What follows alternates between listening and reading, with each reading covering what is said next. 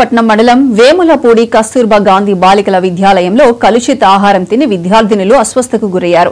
ఈ ఘటన జరిగి 4 రోజులైనా అనారోగ్యంతో బాధపడుతున్నారు. దాంతో పండుగకు పిల్లలను తీసుకుని వెళ్లడానికి వచ్చిన తల్లిదండ్రులు ఆందోళన చెందుతున్నారు. మండల టీడీపీ అధ్యక్షులు రంగస్వామి, ఎంపీటీసీ బొలం రాంప్రసాద్, మాజీ ఎంపీటీసీ ఈర్లే రాజుబాబు, విజయ్ కుమార్ ఆసుపత్రిలో విద్యార్థినులను పరామర్శించారు. కేజీబీవీలో కలుషిత ఆహార ఘటనకు ప్రిన్సిపల్, సిబ్బంది నిర్లక్ష్యమే కారణమని రంగస్వామి ఆరోపించారు. ఉన్నతాధికారులు స్పందించి ఈ ఘటనకు కారణమైన వారిపై చర్యలు తీసుకోవాలని ఎంపీటీసీ డిమాండ్ చేశారు.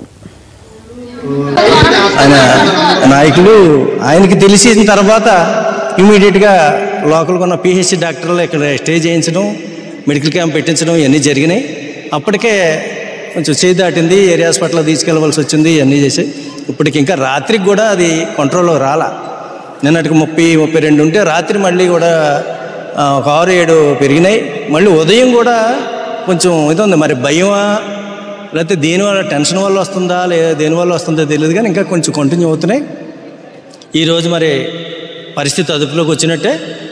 ఎంచేత నిర్లక్ష్యం అని అనుకున్నామంటే సెలవుల దగ్గరగా 2 రోజుల్లో ఇంటికి వెళ్ళిపోతారనే ఉద్దేశంతో వీళ్ళు పట్టించుకున్నట్లేదు. 1-2 ఉన్నా వాళ్ళు ఇంటికి వెళ్ళిపోతారులే, వెళ్ళిట ఇంక మనం పెద్ద ఇబ్బంది లేదులే అనుకొని నిర్లక్ష్యం చేయడం వల్లే ఇది క్రానిక్ అయింది అన్నది ఇక్కడ తెలుస్తున్న అభిప్రాయాలు.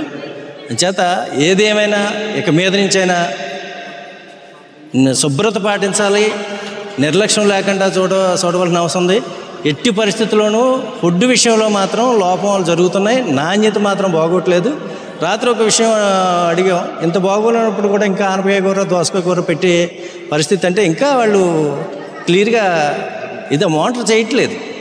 ఇంత బాగోలేనప్పుడు దానికి తగ్గట్టుగా ట్రీట్మెంటు చేస్తున్నారు, దానికి తగ్గట్టుగా మెనూ ఉండాలి. కానీ మళ్ళీ ఈ రకాలుగా ఒకళ్ళు అడిగాం, రాత్రి ఏం పెట్టారని పప్పుసారు అన్నారు, ఒకళ్ళేమో అందుకు పప్పు లేదంటున్నారు, ఒకళ్ళేమో దాన్ని కవర్ చేసాక ఉట్టిసారి అంటున్నారు.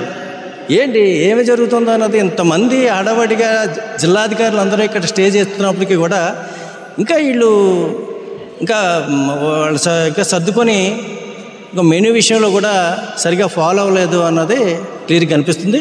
తదుపరి ఆఫీసర్లు కానివ్వండి, దీని మీద ఉన్న అధికారులు చర్యలు తీసుకొని తప్పనిసరిగా మెనూలో పుష్టికరమైనటువంటి